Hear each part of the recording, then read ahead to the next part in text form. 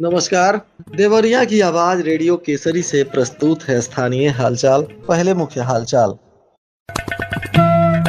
सब्जी मंडी में फैले कचरे से ग्राहक हो गए हैं परेशान। अवैध खनन के चलते ग्रामीणों में आक्रोश व्याप्त। अंतर्राज्यीय शराब तस्कर को पुलिस ने किया गिरफ्तार। 15 पुलिसकर्मियों का हुआ तबादला, हेड कांस्टेबल को किया गया लाइन हाजिर। और रूबेला अभियान की हुई शुरुआत। स्थानीय हालचाल के इस अंक के साथ मैं निकेत मिश्र। अब हालचाल विस्तार से। जिले के तरकुलवा विकास खंड के हरपुर ग्राम में कथित अवैध बालू और मिट्टी खनन को लेकर ग्रामीणों में गहरा आक्रोश व्याप्त है। गांव के लोगों का आरोप है कि छोटी गंडक नदी के किनारे बड़े पैमाने पर मशीनों से खुदाई कराई जा रही है, जिससे भविष्य में बाढ़ का खतरा होगा। ग्रामीणों ने इस संबंध में प्रशासन पर मिलीभगत का आरोप लगाते हुए जिलाधिकारी से शिकायत भी की है। हालांकि अब तक ठोस कार्रवाई नहीं होने से ग्रामीणों की नाराजगी बढ़ती जा रही है। बताया जा रहा है कि ग्राम पंचायत हरपुर के निवासियों के अनुसार उनका गांव छोटी गंडक नदी से बिल्कुल समीप बसा हुआ है। कुछ समय से नदी के नाम पर दर्ज सरकारी भूमि पर पोकलेन मशीनों के माध्यम से 8 से 10 फीट गहरा खुदाई हो रहा है और इसके वजह से यहाँ बाढ़ का खतरा मंडरा रहा है। भाटपारानी तहसील क्षेत्र स्थित बंगरा बाजार सब्जी मंडी में कचरे का भारी अंबार लगा हुआ है। इस कारण से यहां आने वाले ग्राहकों और स्थानीय दुकानदारों को प्रतिदिन भारी परेशानियों का सामना करना पड़ रहा है। बनकटा विकास खंड के अंतर्गत आने वाली इस मंडी में सफाई व्यवस्था की कमी साफ दिखती है। दुकानदारों ने बताया कि धीरे धीरे कचरा फेंकते रहने से यह ढेर बन गया है। उनका कहना है कि हर कोई अपनी दुकान बंद करने के बाद सड़ा गला कचरा यहीं फेंक देता है। दुकानदारों का मानना है कि यदि यहाँ नगर निगम की व्यवस्था होती तो कचरे का ऐसा अंबार नहीं लगता। स्थानीय लोगों ने कहा कि यह कचरा केवल बाजार के लोगों द्वारा ही इकट्ठा किया गया है और यह कई वर्षों से जमा हो रहा है। श्री रामपुर थाना की पुलिस ने 2 अंतर्राज्यीय शराब तस्करों को गिरफ्तार किया है। इनके पास से 12 पेटी देशी शराब बंटी बबली और एक मोटरसाइकिल जब्त की गई है। यह कार्रवाई आधी रात को मिसरौली रोड पर मुखबिर की सूचना के आधार पर की गई। बताया जा रहा है कि गिरफ्तार तस्कर बिहार के सिवान जिले के नौतम थाना क्षेत्र के विशाल कुमार पुत्र विद्या चौधरी और शुभम कुमार यादव पुत्र रामप्रीत चौधरी के रूप में की गई है। पुलिस ने इनकी गाड़ी और शराब को जब्त कर लिया है और दोनों आरोपियों पर आबकारी अधिनियम के तहत पुलिस कानूनी कार्रवाई कर रही है। वहीं यातायात शाखा में तैनात कांस्टेबल प्रमोद यादव को सदर कोतवाली स्थानांतरित किया गया, जबकि लार की महिला कांस्टेबल वर्षा शर्मा को थाना कार्यालय में भेजा गया। पुलिस लाइन से चंगेज खान को श्रीरामपुर थाना, रुद्रपुर कोतवाली से महिला कांस्टेबल शालिनी को थाना कार्यालय और मेहताब अंसारी को सरौली थाने में तैनात किया गया। अभिषेक कुमार को परिवहन शाखा, दीपक मौर्य को अन्य शाखा और बिंदेश्वर को सर्विलांस सेल में तैनाती दी गई। ईश्वर चंद यादव को सदर कोतवाली, राहुल यादव को बनकटा और हेड कांस्टेबल सुभाष सिंह को तरकुलवा थाने में तैनात किया गया। कानून व्यवस्था और अपराध नियंत्रण को मजबूत करने के उद्देश्य से पुलिस विभाग में बड़ा फेरबदल हुआ है। एक हेड कांस्टेबल को लाइन हाजिर किया गया और 15 पुलिसकर्मियों का स्थानांतरण कर उन्हें नई तैनाती की गई है। पुलिस अधीक्षक संजीव सुमन ने खामपार थाने में तैनात हेड कांस्टेबल दिनेश सिंह को कार्य में लापरवाही के आरोप में तत्काल प्रभाव से लाइन हाजिर कर दिया है। इसके अलावा पुलिस लाइन और विभिन्न थानों में कार्यरत हेड कांस्टेबल और कुछ अन्य कांस्टेबलों को अलग अलग थानों और शाखाओं में तैनात किया है। स्थानांतरित किए गए कर्मियों में पुलिस लाइन से हेड कांस्टेबल शशि शंकर राय को साइबर थाना, गुड्डू यादव को यातायात शाखा, अखिलेश कुमार दुबे को सरौली थाने में तैनात किया गया है।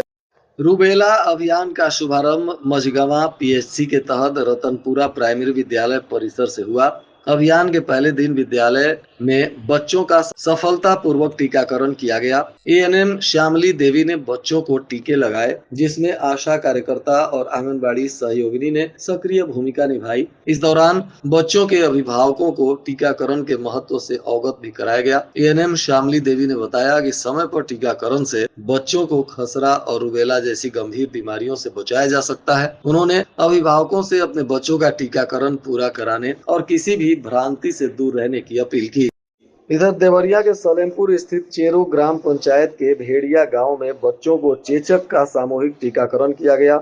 यह टीकाकरण एक निजी विद्यालय में कैंप लगाकर चिकित्सकों और आशा कार्यकर्ताओं के द्वारा किया गया। चिकित्सकों ने बताया कि सरकार द्वारा इस तरह के सामूहिक टीकाकरण अभियान चलाए जा रहे हैं। इसका उद्देश्य बच्चों को भविष्य में चेचक, पोलियो और गलसुआ जैसी गंभीर बीमारियों से बचाना है। कक्षा 1 से 5वीं तक के बच्चों को इस अभियान के तहत टीके लगाए गए। इधर स्वास्थ्य विभाग के वैक्सीनेटर पिछले 5 माह से भुगतान नहीं मिलने के कारण आर्थिक संकट का सामना कर रहे हैं। इस स्थिति से बच्चों के नियमित टीकाकरण कार्यक्रम पर प्रतिकूल प्रभाव पड़ने की आशंका है। ये वैक्सीनेटर प्राथमिक स्वास्थ्य केंद्र मझगांवा से लगभग 20 किलोमीटर के दायरे में बच्चों को टीके लगाने के लिए वैक्सीन डिब्बे पहुँचाने का काम करते हैं। प्रत्येक वैक्सीन डिब्बे के लिए 90 रुपए का भुगतान निर्धारित है, लेकिन यह राशि समय पर नहीं मिल रही है। वैक्सीनेटर उमेश जैसे कर्मी प्रतिदिन लगभग 14 वैक्सीन डिब्बे विभिन्न केंद्रों तक पहुंचाते हैं। जानकारी के अनुसार विभाग ने इस कार्य के लिए एक निजी व्यक्ति को नियुक्त किया है, परंतु 5 महीने से इन लोगों को भुगतान नहीं मिल रहा है, जिसकी वजह से ये लोग परेशान हैं और जिला प्रशासन से भुगतान कराने की अपील कर रहे हैं। नगर पंचायत लार क्षेत्र में छूटे हुए नो मैपिंग मतदाताओं की विशेष सुनवाई की गई। इस दौरान नगर पंचायत कार्यालय परिसर में आयोजित कार्यक्रम के दौरान यह सुनवाई विधानसभा 341 सलेमपुर के बूथ संख्या 191 से 223 तक के मतदाताओं के लिए निर्धारित की गई थी। निर्वाचन विभाग की तरफ से जारी निर्देश के अनुसार अब तक अनुपस्थित रहे मतदाताओं को अंतिम अवसर प्रदान किया जा रहा है। सभी बीएलओ एवं सुपरवाइजरों को निर्देशित किया गया है कि वे संबंधित मतदाताओं को व्यक्तिगत रूप से सूचना देकर उनकी उपस्थिति सुनिश्चित कराएं। नायब तहसीलदार गोपाल जी ने बताया कि मतदाता सूची के शुद्धिकरण एवं त्रुटि सुधार के उद्देश्य से यह सुनवाई कराई जा रही है। जैसे जैसे मौसम बदल रहा है, वायरल इन्फेक्शन का प्रकोप भी बढ़ रहा है। इसके चपेट में आने से बच्चों का स्वास्थ्य बिगड़ रहा है। इन दिनों वायरल फीवर के साथ ही सर्दी, जुकाम और श्वास की परेशानी से बच्चे जूझ रहे हैं। उल्टी, पेट दर्द से भी बच्चों को पीड़ा हो रही है। मेडिकल कॉलेज में इन दिनों इसको लेकर मरीजों की काफी संख्या बढ़ गई है। कई दिनों बाद पीआईसीयू में भी मरीज बढ़ गए हैं और बेड हर वक्त मरीजों से फुल हो रहा है। मरीज को ठीक होने में करीब 1 सप्ताह का समय लग रहा है। डॉक्टर बच्चों को लेकर सावधानी बरतने की सलाह दे रहे हैं।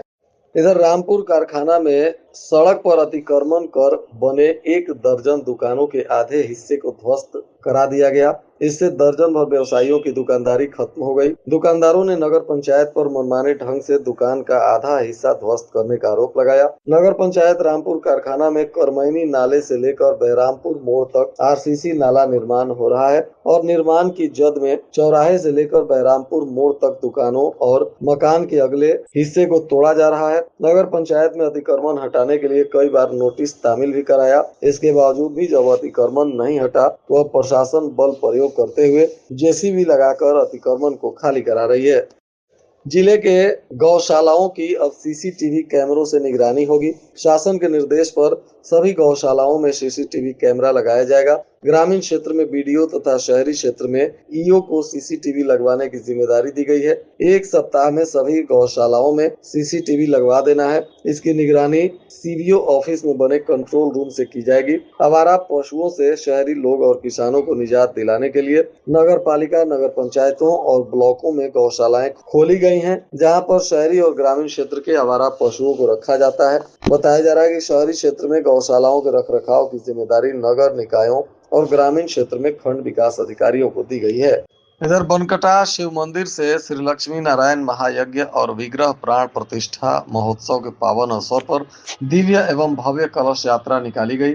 भक्ति और सनातन संस्कारों से ओतप्रोत यह शोभा यात्रा क्षेत्र में आध्यात्मिक ऊर्जा का संचार करती हुई आगे बढ़ी। सिर पर मंगल कलश धारण किए कन्याओं की अनुशासित पंक्तियां, हाथी, घोड़े और ढोल नगाड़ों की गरिमामयी उपस्थिति, डीजे की ध्वनि और लोगों का हुजूम लेकर यह यात्रा बनकटा शिव से प्रस्थान होकर टेघरा और सलापुर होते हुए बनकटा स्थित यज्ञ स्थल तक पहुंची। इस दौरान पूरा माहौल भक्तिमय हो गया।